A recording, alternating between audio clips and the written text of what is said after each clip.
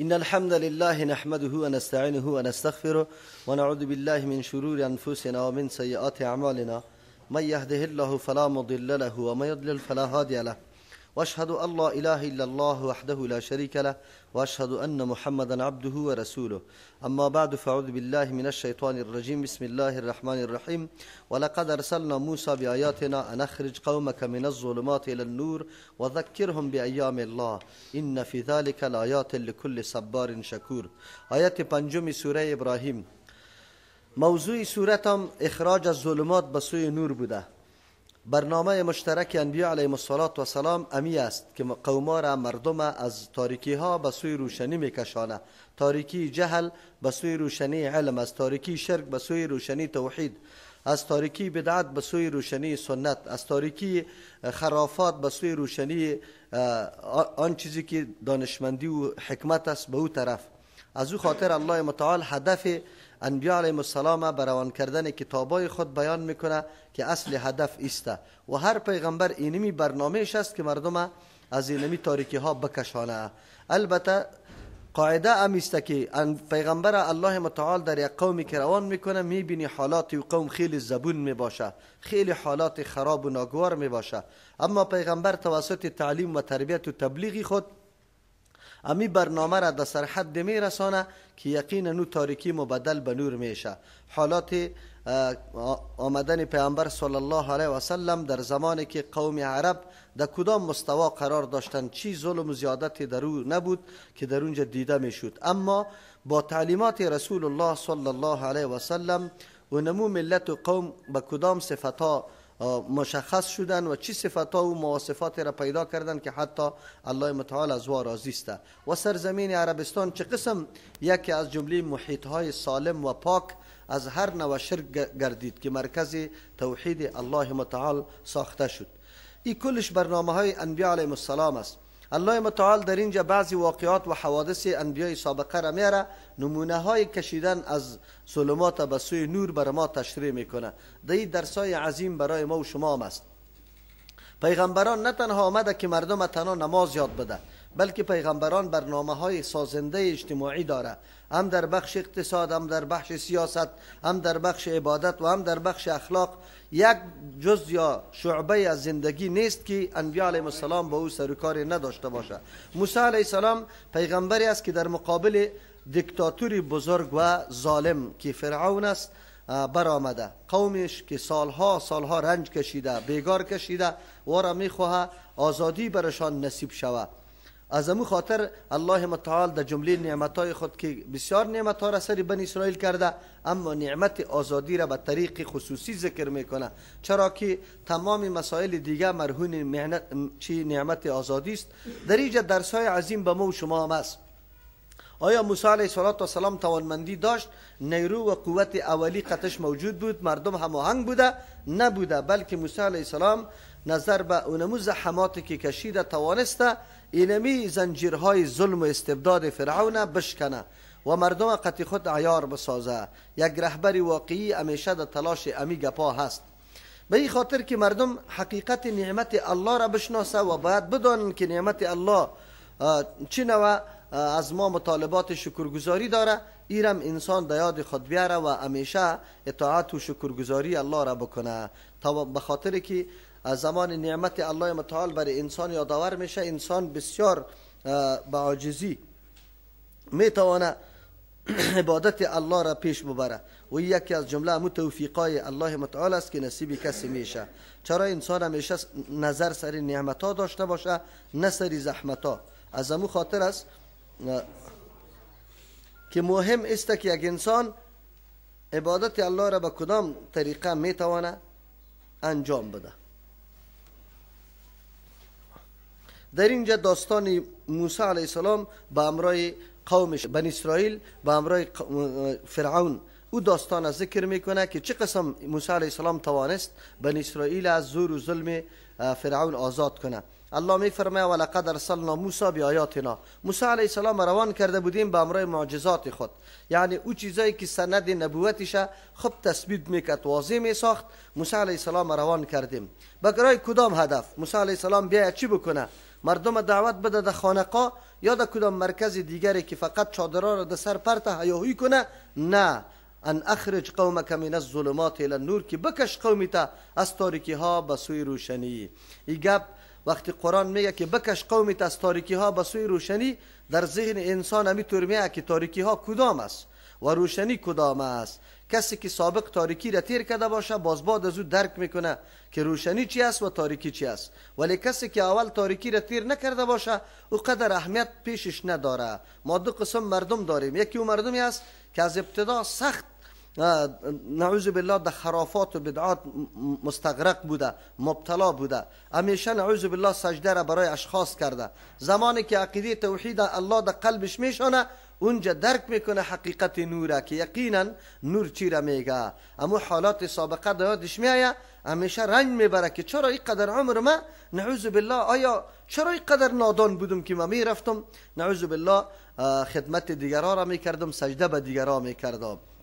اما یک تعداد مردم است که اول این حالات تیر نکرده، با مجردی که دست راست و چپ خود شناخته عقیده توحید نصیب شده.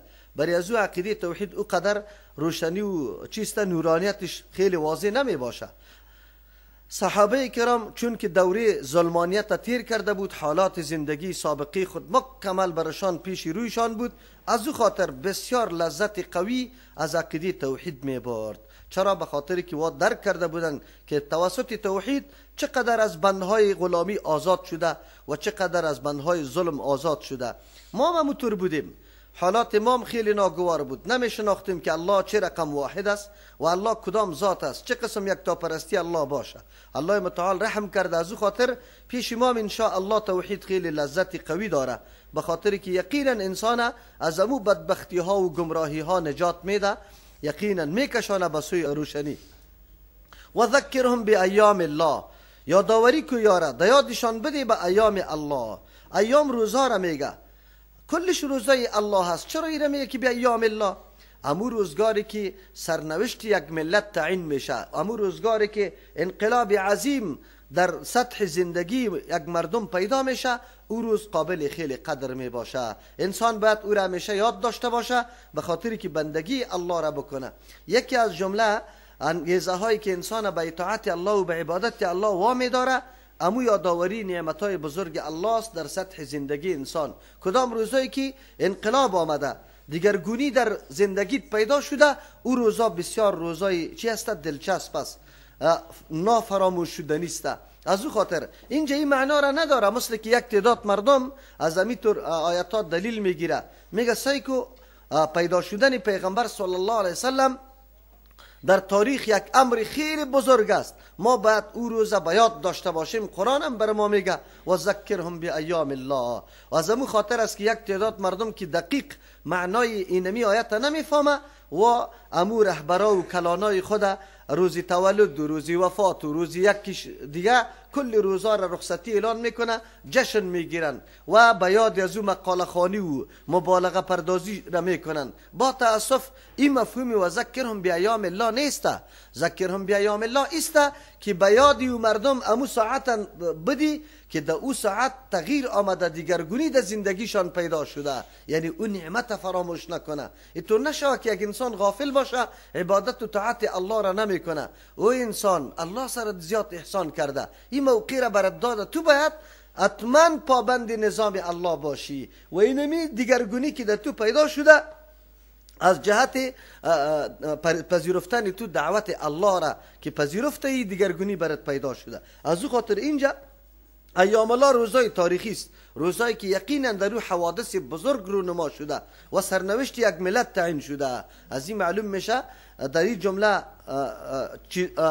ایام الله که سری بنی اسرائیل آمده، روزش پشتی سر در آیت دیگه الله برای ما مشخص میسازه که کدام حالت بود، کدام روزا بوده. سری هر قوم روزای تاریخی داشته میباشه و او دو قسم است. یکی روزای تاریخی است که مورد عذاب قرار میگیره، یکی روزای تاریخی است که مورد نعمت الله قرار میگیره. اما روزا را انسان فراموش نکنه، اینطور نشوه که از بندگی الله غافل شوه. اینجا از خاطر الله متعال به موسی علیه السلام میگه که این مردم از تاریکی ها به سوی روشنی و یاد آور کو برشان امو روز چی روزهای تاریخی که یقینا سرنوشت ملت تعیین شده.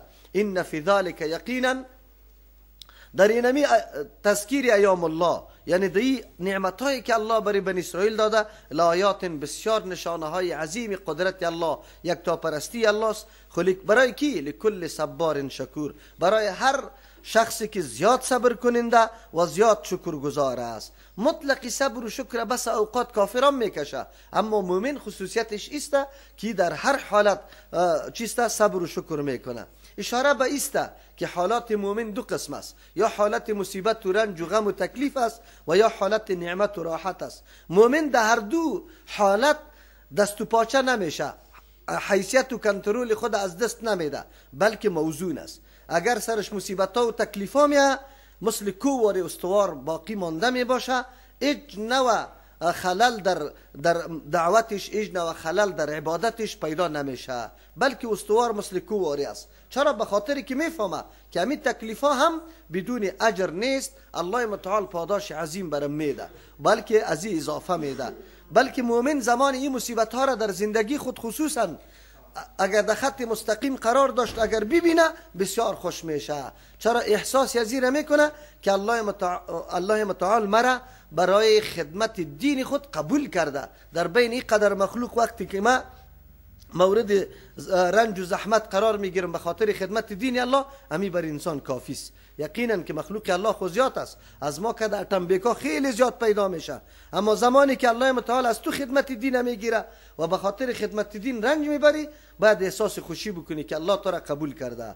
از او خاطر مؤمن اینجا امو صبر و استقامت خود از دست نمیده، بلکه استوار است و نه در حالت راحت و خوشی اینطور میشه که خود ببازه، نعوذ بالله، دیگه دست به هر نوع کارهای غلط و عیشپرستی و ایگپا بکنه، در اونجا هم خود کنترل میکنه، نعمتهای الله را به وجه درستش استفاده میکنه، نسبتش به الله میکنه، سینه خود نمیزنه که مهارت خودم بودم، قهرمانی خودم بود، شجاعت خودم بود، کلش از ناحیه الله متعال میدانه و امون نعمت الله را به وجه درستش از پیشش استفاده میکنه. اینی شان مؤمن است که هم صبار است هم شکور است. اینطور نباشه یک انسانی که ادنا تکلیف برش برسه شکایتش در کجا برسه و ادنا نعمت برش برسه باز نعوذ بالله آسمان و زمین هم پایین سعی کر نمیکنه، بلکه اینطور فکر میکنه که در دنیا یک مستم. و طوری انسان نباشه، این مؤمن نیست. منظور است که الله متعال موسی علیه السلام طرز و طریقه دعوت هم برش میگه که تو قوم خدا ایره برش یاد بده که چی سرنوشته داشتن و در کدام سرحد رسیدن. آیا فراموش کردن و حالات سختی را که یا سپری کردن و الله متعال انقلاب و دیگرگونی را در زندگیشان پیدا کرد، او را به باد فراموشی گذاشت. باید در یادشان بیاید و یقینا اطاعت الله را بکنه، شکر گزاری نعمت الله را بکنه. و اذ قال موسی لقومه، این بیان امی ذکر ایام الله است. قابل یادآوری سران وقتی که موسی علیه السلام برای قوم خود میگه اذکروا نعمت الله علیکم، یاد کنید نعمتهای الله را علیکم بالای شما. چطور شده میتونه که شما از عبادت و یاد الله غافل میشه؟ و ذاتی که یقینا نعمتهای سر شما کرده که قطعا نافراموش شده نیست. اما افسوس است که 4 روز سر شما راحت بیا، باز بندگی الله را فراموش میکنه. انسان باید دو طور نباشه. الله رحم بکنه. امروز که یک تعداد مردم را میبینه با مجردی که از تنگنا و از سختی و رنج یک کمی دست شیلا میشه، یک کمی نعمت و راحت برش حاصل میشه، باز میبینی که حتی الله را نمیشناسه، تو را هم نمیشناسه، کسی دیگر هم نمیشناسه، فقط میگه مستم. اونطور انسان باید نباشه.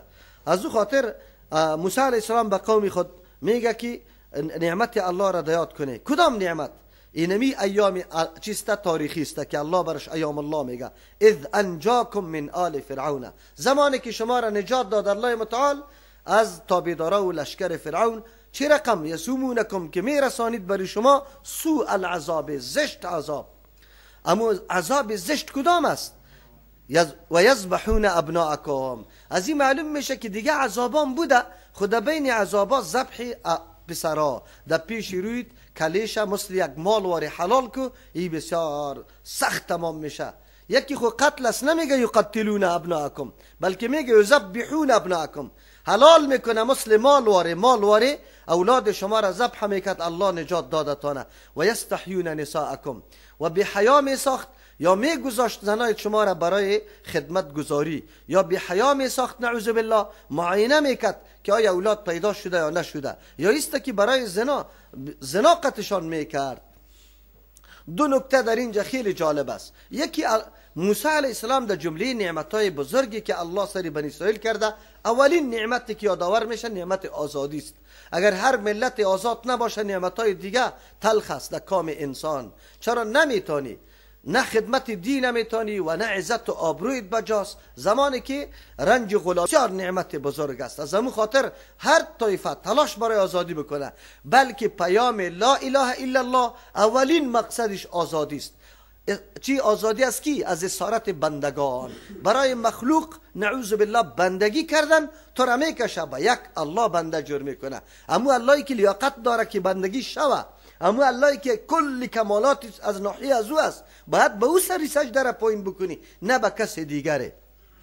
از آیات قرآن کریم و داستان موسی علیه السلام برای ما واضح میشه که ملت ها سرنوشت خود وقتی تعیین میتونه که آزادی در دستشان باشه. از همون خاطر اگر آزادی نداشته باشن باز دیگه لاف نزنن، نگوین که ما اینطور هستیم. البته آزادی برای خود فرقای داره. یکی آزادی فکری است، از نگاه فکر آزاد باشی، کسی سری تو تسلط نداشته باشه. آزادی اقتصادی، آزادی سیاسی، آزادی دینی، آزادی اعمال، این کلش آزادی. آزادی که سخن میگی ای گپا بری تو چی باشه؟ برابر باشه. اونو وقت تو میتونی در راستای خدمت قرار بگیری، یقینا به اراده خود تصمیم بگیری چه خدماتی را انجام داده میتونی. زمانی که آزادی نباشه نمیتونه انسان. یک موضوع. دوم موضوع، بدترین عذاب یا زشترین چیز اونموسته اولاد بسیار شیرین می باشه. از همون خاطر است کل رنج و مشقت که پدر و مادر به دوش میگیره برای راحت اولاد خود است. پدرها را میبینی چقدر زحمت میکشه در کار و روزگار، میبینی که در کان ازغال کار میکنه، اینقدر در حالت بارش و باران میبینی که این در چندین طبقه چیست تشتی سمت بالا کرده رایست. نان نفقه را برای اولاد پیدا میکنه، چرا که اولاد خیلی شیرین است. اما زمان امی جگرگوشه در پیش روی تو ذبح شوه توان نداری. از همون خاطر است که اگر بمبات شروع شوه، اگر فیر و گپا شروع شوه، مادر اول اولاد خود در بغل میگیره. خود تو از بین میری، تو که بموری اولاد باز چی میکنی؟ لیکن ببینی تا آخرین مرحله را مادر نمیخواه، خودش مرمی بخوره اما اولادش نخوره. این کمال رحمت و شفقت پدر و مادر برای اولاد است. اما فرعون این دیکتاتور و ظالم مستبد بزرگ اول ذبح اولادشان میکرد. چرا میکرد؟ این را پیش در سوره بقره براتان گفته بودم که همینطور گپ و گداز در بین بنی اسرائیل میشد. یکی وقتی که یا خیلی رنج میبردن باز یادآور میشدن که کی باشه اوتر روزی که ما از این ظلم نجات پیدا بکنیم. یکی با دیگه این گفتگو را میکردن که الله پیغمبری را پیدا میکنه و در زیر سرپرستی و قیادتش ما یک روز حاکم میشیم سر امی فرعونیا. این گپ به فرعون رسید، از او خاطر مشوره طلب کرد. پس از او شروع کرد که برای تضعیف قوه ازیا نخواست که این مردم یک کمی قوت بگیره. امو سرمایه جوانایی که آینده انقلاب برپا میکرد واره دیگه از بین بردن شروع کردن. اصل واقعه امیر رقم بود.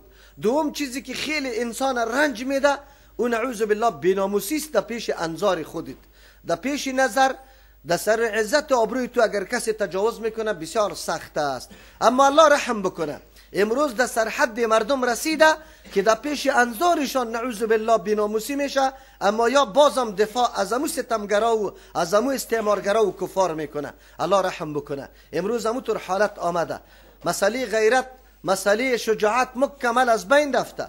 این گپا قطعا باقی نمانده. اما قرآن این گپا یاد میکنه که فرعونیا اونم مردم بود. پس کدام طایفه نعوذ بالله که وا نمیخواه اینمی قسم یک ملت رشد بکنه، یک ملت آزادی به دستی خود بیاره، تلاشش به می خاطر است، اونو مردمات دشمن اولی شماست. انسان باید رای دشمنی رقتش بگیره نه رای دوستی را. قرآن کریم این موضوع را از فرعون یاد میکنه. اما امروز هم همینطور فرعون صفتا در دنیا وجود داره، لیکن شکل بدل کرده. به مثل فرعون واره توسط کارت اولاد ما را ذبح نمیکنه، اما آلات دیگر ذبح را پیدا کرده که حتی در خانه در بستر قطش خواب میکنه. موبایلی که نعوذ بالله پر از مزخرفات است، از عکسای برهنه است، نعوذ بالله، اینترنت، تلویزیون، دیش، هر کدامش که میبینی، این در حقیقت آلات ذبح است. امی جوانا مکمل ذبح میشه. نیرو و قوت خود بجای از اینکه در فراگیری علوم مصرف بکنه، دکتری ورزیده، انجینری ورزیده، معلمی ورزیده، تکنیکار ورزیده، زراعت پیشه ورزیده شوه. شما میبینی که امروز به توسط پولا و رشوت مردم در طب و در فلان جای کامیاب میشه. زمانی او که فارغ میشه از در درس خود، حتی قدرت نداره یک مریض عادی را تشخیص مرضش بکنه، فقط دوای تقویت برش پندکای که در ایسته و مردکه بجای از اینکه مرضش جور شود 20 مرض دیگه در جانش پیداست. در افغانستان کلش اینه میگه پاست. علت ایسته که این جوانا مکمل حلال شده، ذبح شده. چرا ذبح شده؟ ذبح به خاطر شده انسان وقتی معلومات کافی پیدا میکنه که خود مطالعه داشته باشی. استاد تو را نگویه که درس بخوان، تو خود میخوای دکتر میشم، تجربه برات داشته باشی، تلاش بکنی قبل از اینکه استاد درس برات بگویه تو باید حل کرده باشی. لیکن امروز او طور گپ نیست. تا 2 بجه و 3 بجه را مردم فیلمای مزخرف و غلط میبینه، صبح در سر درس خواب است، امو درس حتی امو لفظش در ذهن نگذاشته، امو طور ناکام میمانه. ما در بدر شدیم. ایره مردم ذبح میگه. عالی وسایل در کل جا از افغانستان کنه، در یک مملکت چیزای امی تلویزیونی گپا ارزان نیسته، امی دیشوی گپا کلش مردم دیده رایسته. علتش نمیسته که مردم تحقیق نمیکنه، مطالعه نمیکنه، پشتی نمی گپا را گرفتن اعوذ بالله. و این بدبختا تلاششان چرا است؟ آیا افغانستان حکومت اسلامی نیست؟ آیا اختلاط مرد و زن کدام عالم فتوا داده میتونه که پروا نداره؟ لعنت به او عالمی که تعلیم مختلط مرد و زن جواز بده. قطعا نه. چرا؟ دختر باید در یک صنف بره مکتبش. تعجب خود دریج است. زمانی که دختر خرد است صنفای پایین است، مکاتب دخترها و بچه ها با هم جداست. زمانی که در سن بلوغ میرسه، بچه هم خیلی در حالت جوانی و قوت است، دخترم در مو حالت است، اونجا باز باید مختلط باشه. باز میگه ای دوره پانتون است. چه فکر در سر داری؟ شما ببینید امروز خب چرا همین کار ما چرا میکنیم؟ همین ملت یقین بو کمیره خوش داره، از دروغ میگه که ما مسلمان هستیم. اگر مسلمان هستی همین شاگردا یک دم استاد میشه. ما در صورتی که دختر در صنف باشه داخل نمیشیم، دختر استاد شه. ما در صورتی که بچه در صنف باشه داخل نمیشیم. صنف ما باید جدا باشه. اما خودی مردم خوش داره. خودی مردم این ایمانی زبانی است، ایمانی قلبی قطعا نیست. حکومت کیست؟ حکومت سری توست. امروز همین کلی رهبرا بری تو عذر نمیکنه. این تو سرلی خدا میگیره در پیش رود که رای بده. رای چی قسم رای میدی؟ تو نمو قدر قوت داری میتونی هر کار کرده میتونی. چرا؟ یک دختر به حجاب بیاده پانتون میده مکتب، یعنی که به حجاب لبار لب شیرین زده باشه. کدامش؟ با کدام سیستم بیا؟ این کدام مملکت اسلامی و قانون اسلامی است؟ اینا کی میگه؟ اینی در بدری است، این بی دین است. ما چطور کنیم؟ راستی تا بگو. هر کدامتون شما را به الله قسم در مصنف که تو او جناب تو خو یک روز قرآن هم نخوانده، به الله قسم در قلبی دمی قدر تقوا وجود نداره. تو چطور گوشت در درس بگذاری؟ تو تمام روز قید و بند دختر هستی که در اوستی. تو از کجا درس یاد بگیری؟ این زمینه مساعد برای چی میشه؟ دنیای کفر نمیتور از کدام را داخل میشه؟ چی کارا را برای ما انجام داده رویسته؟ ملت حتی یکیشون نه در پارلمان، نه در وزارت ها، نه شورای علما، نه فقط یک جای شما دیده؟ یک جای شما امی پرونده را دیده که امی تعلیم مختلط قطعا در اسلام نیست، ما قبول نداریم، خصوصا در وقت دورانی که دوران تحصیل عالی باشه. چرا؟ جدا نباشه. اما کامیاب شده. ملت امیر میخواه. شما باور به الله بکنی این مردم امیر خوش داره. اینمی اختلاطه، اینمی بندوباری را، اینمی نعوذ بالله عیاشی را، فحاشی را ملت میخواه. ملت بخیزه. پدر حکومت نمیتونه که یک کار انجام بده. پدرش. من خواه امیر ایران هستم. مردم ما ریش سفیده ما در مساجد ملاهای ما بخیزه یا فقط در برابر سنت رسول الله قیام کنه بچه ها را لط کنه چرا که نماز درست میخونی؟ اما به خاطر یک جنایت کدام روز آوازی از یا برآمده؟ نه از ریش سفید، نه از حاجی، نه از ملا، نه از مولویش، هیچ کدامش. یا دشمنای دین است.